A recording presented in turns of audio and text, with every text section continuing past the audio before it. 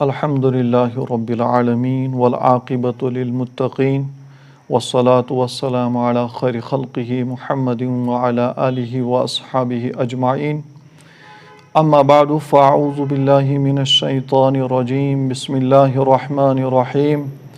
ان عدۃ الشہور عند اللہ 12 شہرا فی کتاب اللہ یوم خلق السماوات والارض منها 4 حرم وقال علیہ الصلاة والتسلیم صیام یوم عاشوراء احتسب علی اللہ ان یکفر السنة التي قبلہ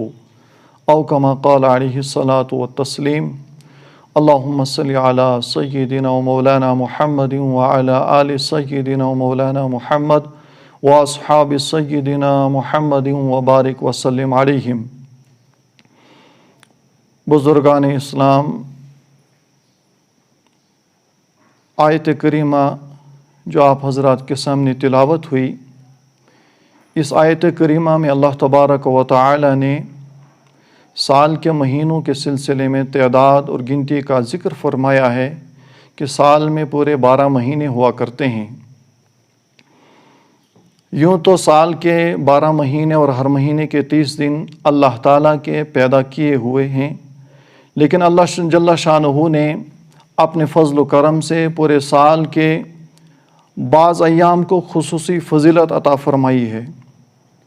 اور ان ایام میں کچھ مخصوص احکام مقرر فرمائے ہیں۔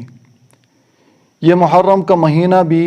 ایک ایسا مہینہ ہے جس کو قرآن کریم نے حرمت اور عزت والا مہینہ قرار دیا ہے،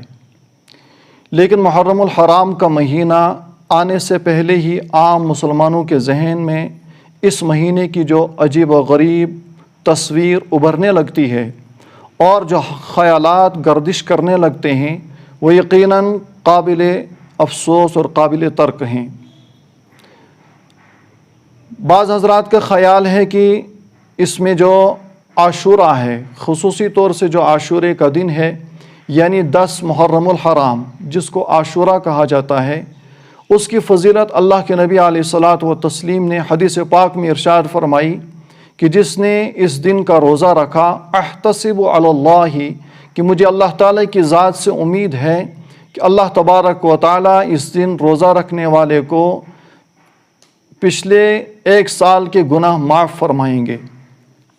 لیکن بعض حضرات کا خیال ہے کہ اس دن کی جو فضیلت ہے وہ حضرت حسین رضی اللہ تعالیٰ عنہ کی شہادت کے واقعے کی وجہ سے ہے، لیکن یہ خیال غلط ہے۔ چنانچہ آپ علیہ الصلاۃ والتسلیم کی دنیا سے وفات کے بعد، دنیا سے پردہ فرما جانے کے بعد، حضرت حسین رضی اللہ تعالیٰ عنہ کی شہادت کا جو واقعہ پیش آیا وہ تقریباً 60 سال کے بعد واقعہ پیش آیا ہے، لیکن عاشورہ کی فضیلت اور 10 محرم الحرام کی فضیلت آپ علیہ الصلاۃ والتسلیم نے اپنی حیات مبارکہ میں ہی ارشاد فرمائی۔ چنانچہ آپ علیہ الصلاۃ والتسلیم مکۃ المکرمہ میں رمضان المبارک کی فرضیت سے پہلے آپ علیہ الصلاۃ والتسلیم خود بھی اور اپنے صحابہ کو بھی اس دن روزہ رکھنے کی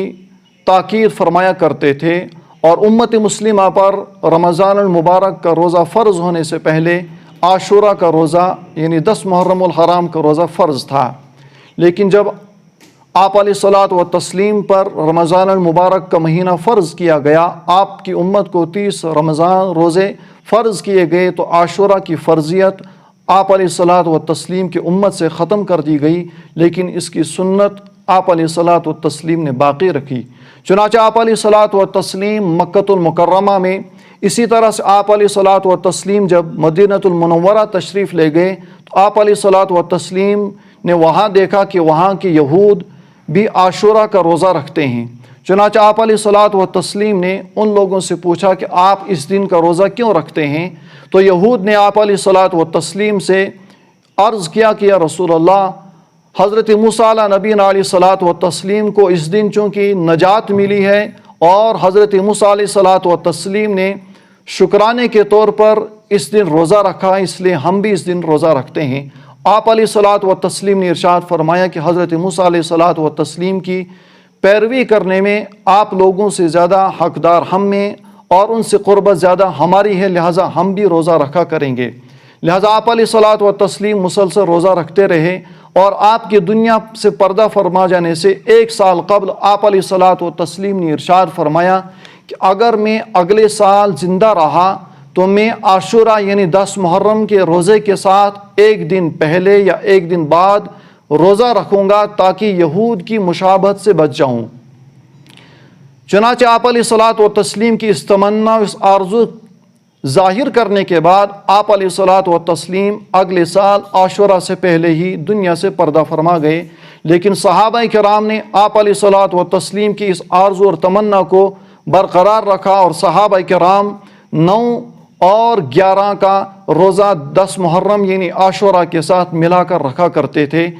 آپ علیہ الصلاۃ والتسلیم نے عبادت میں بھی غیر قوموں کے ساتھ مشابہت سے بچنے کی یہاں تک تاکید فرمائی۔ چنانچہ میں عرض کر رہا تھا کہ بعض حضرات کا خیال ہے کہ حضرت حسین رضی اللہ تعالیٰ عنہ کی شہادت کی وجہ سے اس دن کی فضیلت ہے، لیکن یہ بات صحیح اور درست نہیں ہے، بلکہ اس کی فضیلت اس سے پہلے سے ہے۔ چنانچہ ایک روایت جو ہے وہ قابل اعتماد روایت ہے کہ حضرت موسیٰ علیہ نبینا علیہ الصلاۃ والتسلیم کا فرعون اور اس کے لشکر کے ساتھ جب مقابلہ ہوا، اور حضرت موسیٰ علیہ نبینا علیہ الصلاۃ والتسلیم وہاں سے نکلے اپنی قوم کو لے کر، اپنے حواریوں کو لے کر، اور دریا کے کنارے پہنچے، اللہ تبارک و تعالیٰ نے حکم فرمایا کہ آپ اپنی لاٹھی دریا پر ماریں، تو دریا کے میں سے آپ کے لیے راستے نکلے، اور خشک راستے بننے کے بعد حضرت موسیٰ علیہ نبینا علیہ الصلاۃ والتسلیم اور آپ کی قوم وہاں سے نکل گئی، اور پیچھے سے جب فرعون اور اس کا لشکر وہاں پر پہنچا، انہوں نے دیکھا کہ دریا میں سے خشک راستے ہیں، تو فرعون اپنے لشکر سمیت دریا کے درمیان اور بیچوں بیچ جب پہنچ گیا تو اللہ تبارک و تعالی نے دریا کو ملنے کا اور چلنے کا حکم دیا، اور اس طرح سے فرعون اور اس کا لشکر وہاں پر غرق ہو گیا۔ حضرت موسیٰ علیہ نبینا علیہ الصلاۃ والتسلیم اور آپ کی قوم کو، بنی اسرائیل کو نجات ملی، تو حضرت موسیٰ علیہ الصلاۃ والتسلیم نے شکرانے کے طور پر اس دن کا روزہ رکھا۔ بہت ساری روایات اور واقعات اس میں ذکر کیے جاتے ہیں کہ حضرت آدم علیہ الصلاۃ والتسلیم بھی جب دنیا میں تشریف لائے تو وہ بھی اسی دن تشریف لائے۔ حضرت ابراہیم خلیل اللہ علیہ الصلاۃ والتسلیم کو جب آگ میں ڈالا گیا تو آپ کے لیے آگ جو گلزار بنی وہ بھی عاشورہ کا دن تھا۔ حضرت ادریس علیہ الصلاۃ والتسلیم کو جو آسمانوں پر اٹھایا گیا اور رفعت اور بلندی سے نوازا گیا وہ بھی عاشورہ کا دن تھا۔ اسی طرح سے بہت سارے واقعات نقل کیے جاتے ہیں، لیکن وہ روایات قابل اعتماد نہیں ہیں، بلکہ صحیح ترین روایت اس میں حضرت موسیٰ علیہ نبینا علیہ الصلاۃ والتسلیم کی اسی واقعے کے متعلق ہے جو میں نے ذکر کی۔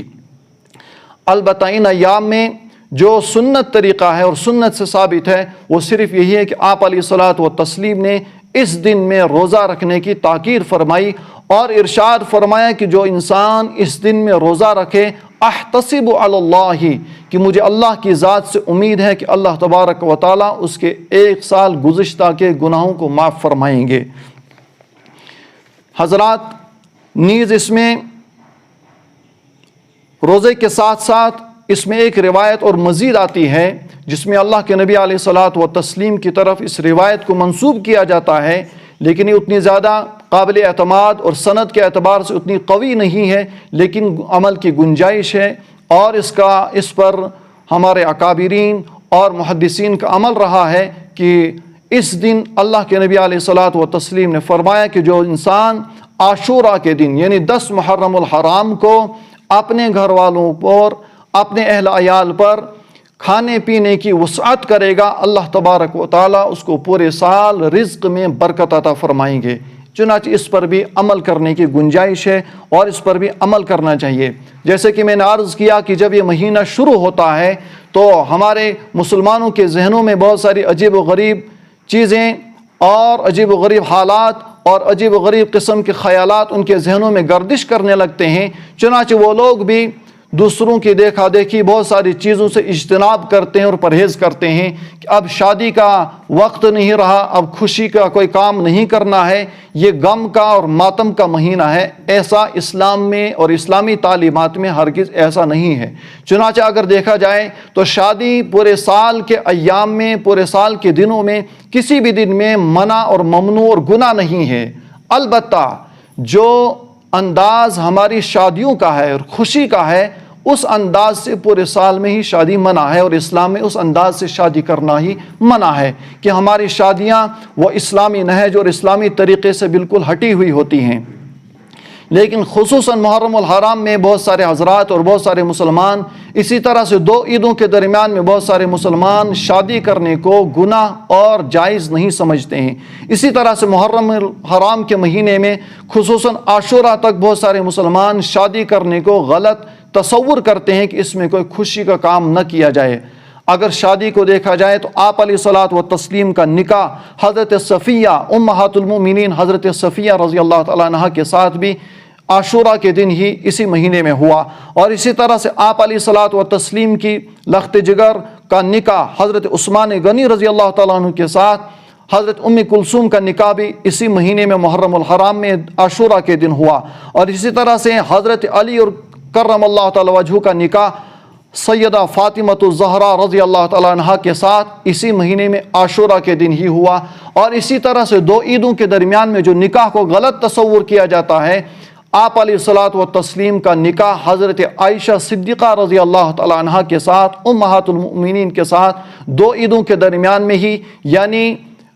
چھوٹی عید عید الفطر اور عید الاضحیٰ کے درمیان شوال میں ہی آپ علیہ الصلوۃ والتسلیم کی نکاح ہوا۔ لہٰذا ان ایام میں جو مخصوص اعمال اللہ تعالیٰ کی طرف سے مقرر ہوں اور اسلامی تعلیمات ہوں، انہی پر عمل کیا جائے۔ اسی لیے اللہ تبارک و تعالیٰ نے اس آیت کریمہ کے اگلے حصے میں ارشاد فرمایا، ان عدۃ الشہور عند اللہ 12 شہرا فی کتاب اللہ، اس کے آخر میں فرمایا فلا تظلموا فیہن انفسکم، اے لوگو تم ان ایام محترم میں اور حرمت والے مہینوں میں اپنے آپ پر کوئی ظلم نہ کرو، زیادتی نہ کرو۔ وہ اس وجہ سے کہ اللہ تبارک و تعالی جانتے ہیں کہ جب محترم مہینے عزت والے مہینے ہیں تو بہت سارے لوگ اپنی طرف سے تراش کر گھڑ کر بہت سارے اعمال اور افعال کریں گے اور اس کو یوں قرار دیں گے کہ یہ ہمارے نبی نے اور ہمارے پیغمبر نے اور ہمارے اللہ تبارک و تعالی نے ہمیں اس طرح کا حکم دیا ہے کہ ایسے ان ایام میں کیا جائے۔ اس لیے اللہ تعالی نے حکم فرمایا فلا تظلموا فیہن انفسکم، اپنی طرف سے کوئی من گھڑت، اپنی طرف سے کوئی تراش کر کوئی عمل اور کوئی کام ان ایام میں ان مہینوں میں نہ کیا جائے، بلکہ شریعت کی طرف سے جو احکام اور جتنا حکم ہوگا اسی کے مطابق عمل کرنا چاہیے۔ یہی صحیح دین اور صحیح اسلام ہے۔ اللہ تبارک و تعالی ہمیں صحیح دین صحیح اسلام کو سیکھنے اور اس پر عمل کرنے کی اللہ تبارک و تعالی ہم سب کو توفیق عطا فرمائے۔ وما علینا الا البلاغ المبین۔